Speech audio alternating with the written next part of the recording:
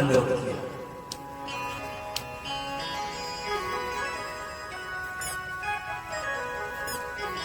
उन्हें साष्टांग दंडवत किया, उन्हें ऊंचे आसन पर बैठाया,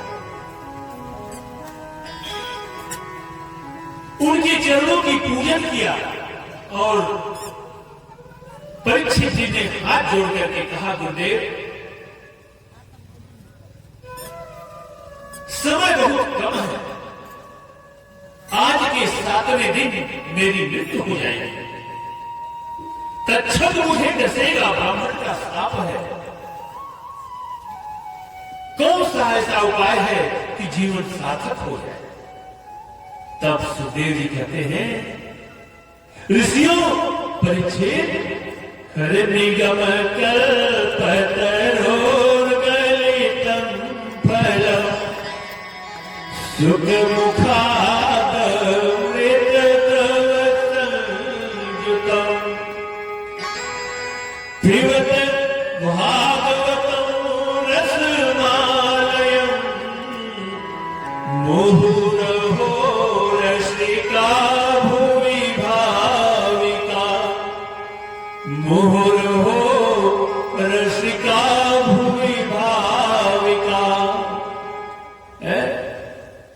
एकमात्र उपाय है श्रीमद् भागवत की कथा अमृत का पान कर लिया जाए तो व्यक्ति की मृत्यु नहीं होती, वो अमर हो जाता है।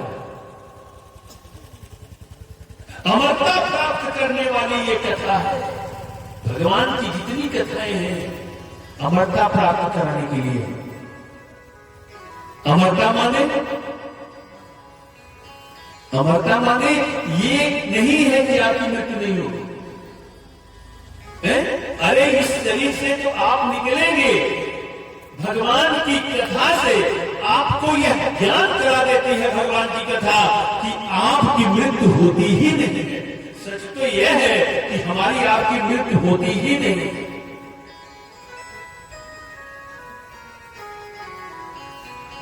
अरे हम तो शाश्वत है, हम सनातन है, हम स्वयं में सुख की ठान है, हम स्वयं बुद्ध हैं, अहम ब्रह्मोषि हम ही है। हमारा परिचय यही है कि ईश्वर से जीवय विनाशी अचेतन्य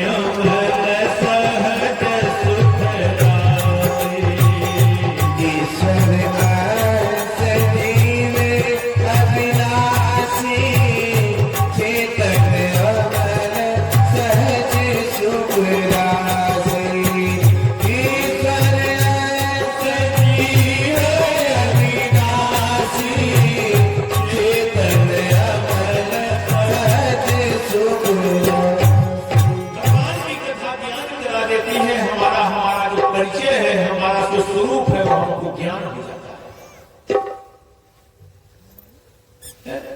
अच्छा, भगवान की भागवत की कथा सुखदेव के मुंह से अर्थात तोते के मुंह से निकली हुई है। देखिए, राम की कथा काव्यसुंदरी जी कहते हैं और भागवत की कथा तोता कहता है। दोनों कथा कहने वाले पक्षी हैं, दोनों कथाओं को कहने वाले पक्षी हैं। कौवा तो चांडाल पक्षी है, तोता तो फिर भी पालतू पक्षी है, लोग पालते हैं। तो सुख तोते के मुखार बिंद से जो निकला है वो बड़ा मधुर होता है।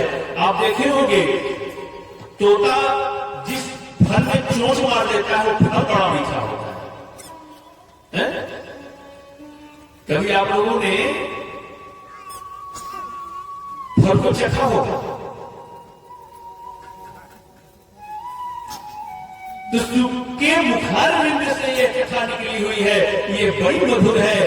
व्यास जी कहते हैं, सुखदेव जी महाराज परीक्षित जी से कहते हैं, राजन जीवन को सार्थक, मृत्यु को सार्थक बनाने के लिए एकमात्र उपाय है श्रीमद् भागवत कथा की पान, अमृत पान। यहीं से कथा प्रारंभ होती है और परीक्षित जी सुखदेव जी से एक एक प्रश्न करते हैं और 7 दिन तक सुखदेव जी महाराज उनके एक एक प्रश्नों का उत्तर देते हैं।